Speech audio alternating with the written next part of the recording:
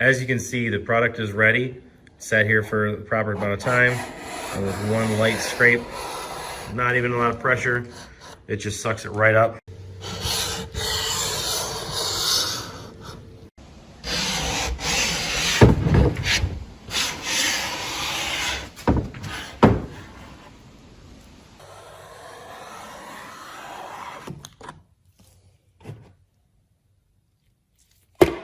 I switched to a metal blade. I find it gets everything off better,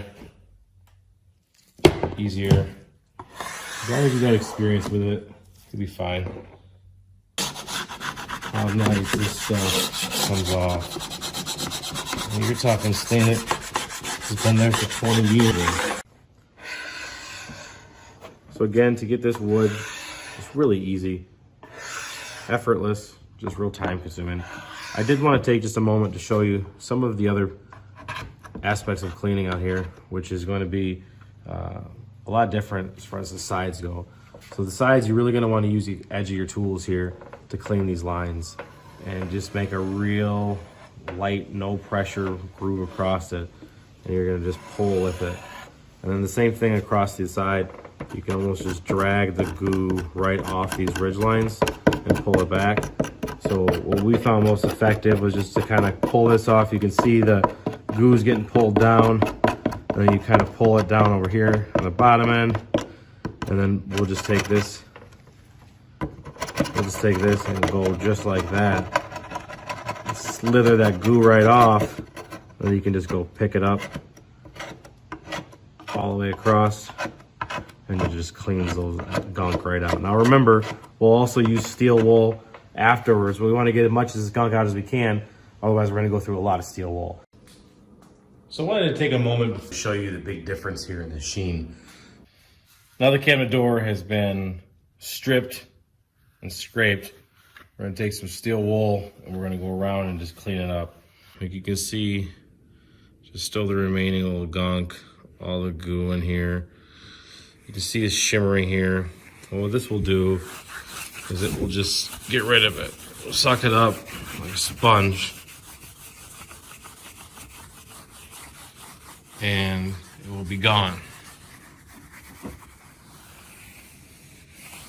Now you will need to go through quite a bit of steel wool, so I do encourage you to kind of break it up a little bit, make it go a little longer. So as it goes, you can see it just sucks it right up. So you can open it up, use different sides. And what you're really trying to do is get in between these grooves here and the cracks, these sides of the cracks, corners, ends, also around your edges here. You know, you're really just gonna keep going up and down, go with the grain, don't go against it. If you have some gunk still built up, don't be afraid to get your tool, and you can take it out that way too. You can see it just comes right out.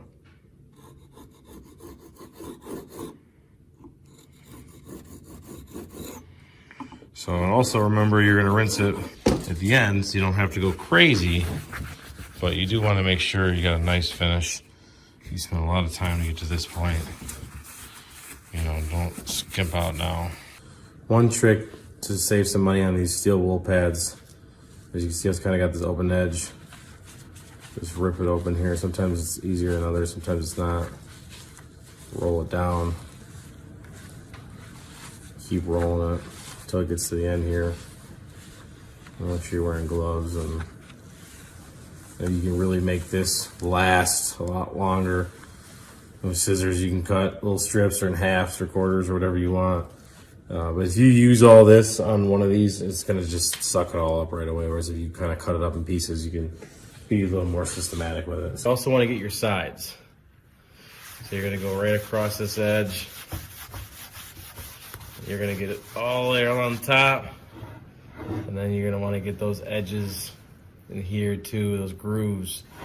So the next step, you're gonna want to use odorless mineral spirits, and you're going to wipe clean your boards to make sure that any of the leftover little tar or gum or goo is out of those cracks. It's a good idea to have your tools near you. because there has been some times where I just scraped some stuff out that might still be stuck in the cracks a little bit. And you can actually watch it almost like an eraser on the paper, erase the gunk in between there. Make sure to get up and down on the entire surface of the wood. I also recommend just the front and the back a little bit, just to make sure that the tables get dirty, making sure they're clean. Just from this point, now we'll start filling it with wood grain and sanding and get ready for your painting. So the cleaner we have this now, the better it's going to be in the end. Just shake it off, put it on a clean surface. I'll show you another board here. I did find just a big plastic tote. I put my mineral spirits right in there, and that way I can kind of collect it, the liquid, and just keep reusing it. Remember, the debris will stay on the bottom as long as you don't mix it up. You can see here between these cracks, for example, on this one right here, there's some gunk in there. So just with my finger, we're just gonna really position this rag to get right in that corner and go up and down, and you can just see it just erases the debris that's left over that hasn't been pulled out.